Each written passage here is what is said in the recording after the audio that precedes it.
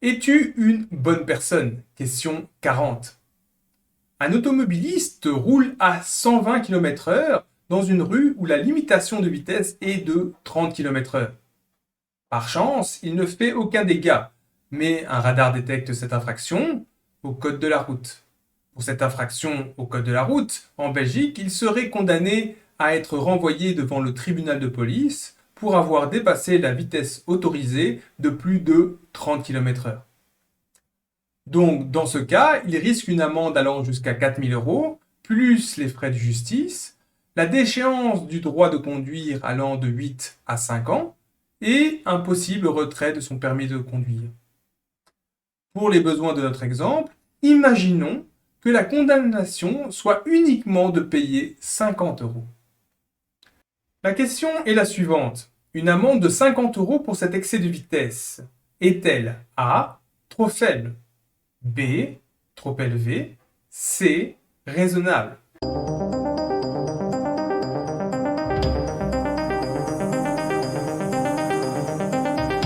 La réponse est qu'aucune de ces réponses n'est correcte.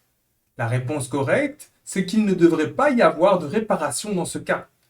Ici, la transgression de cette règle ou de cette loi n'a causé aucune victime. Dès lors, il n'y a pas de crime et aucune réparation ne peut être réclamée.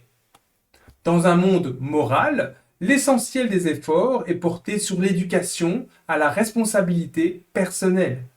Si ce chauffard avait causé une victime ou des dégâts, il aurait dû en porter la responsabilité et payer pour cela. Ce crime aurait pu le conduire jusqu'à la peine de mort, si aucune autre réparation n'était possible. Ici, il y a un élément capital à comprendre. C'est que les lois humaines ne sont au final que de simples écrits. Le fait que de simples mortels se soient donné le nom d'autorité et la possibilité de mettre en place des règles et des lois ne change strictement rien.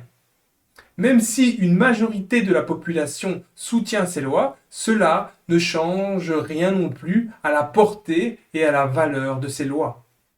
Ces lois et ces règles ne sont rien de plus que de l'encre sur du papier et elles n'ont aucune valeur dans l'absolu.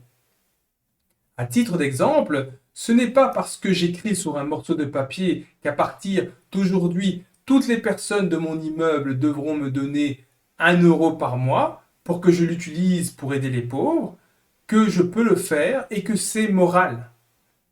Ce n'est pas non plus parce que j'écris sur un joli papier qu'à partir d'aujourd'hui, il est obligatoire de porter un chapeau quand un individu entre dans mon immeuble que cela est moral, même si j'encadre cet écrit dans un joli cadre en or. Dès lors, ce qui est valable pour moi est également valable pour n'importe quel autre être ou groupe d'individus. Ce n'est pas parce qu'ils se sont donné de beaux noms, de beaux costumes ou parce qu'ils sont nombreux dans ce groupe que soudain ces êtres acquièrent de nouveaux droits, des droits que moi, en tant que simple individu, je n'ai pas. Ces lois immorales sont maintenues par la violence de toute une clique de suiveurs d'ordre. Mais sachez que clairement, quelles que soient les lois, si vous forcez l'application d'une loi ou d'une règle immorale, ou si vous imposez des sanctions par rapport à celle-ci, vous commettez un crime. Et dès lors, cela fait de vous un criminel.